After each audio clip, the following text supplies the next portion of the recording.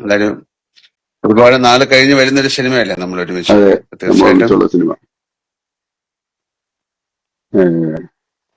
ചാക്കോച്ചൻ വരാമെന്ന് പറഞ്ഞിട്ടുണ്ട്, കണ്ടില്ല, വരുമായിരിക്കില്ല. പക്ഷേ ചാക്കോച്ച ചെക്കൻ വരുന്നുണ്ടോ?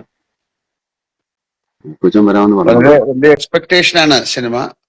അതെ, ആളുകളുടെ പ്രതീക്ഷകൾ, ഈ പ്രതീക്ഷ എന്താണെന്ന് നമുക്ക് അറിഞ്ഞുകൂടല്ലോ. പ്രതീക്ഷയുണ്ട്, എന്താണ് പ്രതീക്ഷിക്കുന്നറിയില്ല. അതാണ് ഏറ്റവും വലിയ ടെൻഷൻ.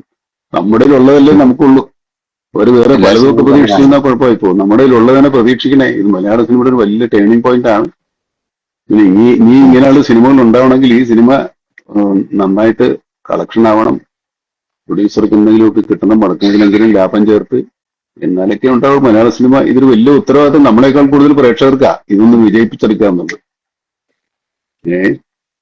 പിന്നെ ട്രെയിലറും നമ്മളത് കാര്യങ്ങളും ഒക്കെ കാണുമ്പോ അതൊരു ഒരു അതെ, എന്താണ് ഇത് ഒരു നമുക്ക് അഭിമാനിക്കാവുന്ന ഒരു സിനിമയാവണമെന്നാണ്. അല്ലെങ്കിൽ നമ്മൾ രണ്ടുപേരും കൂടുതൽ പണി.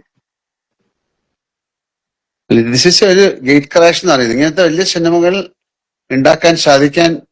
ഉണ്ടാക്കാൻ പറ്റുന്നുള്ളതിന്റെ ഒരു തെളിവും കൂടെ അല്ലേ ഇത്തരം ചിത്രങ്ങൾ. നമുക്കും പറ്റും.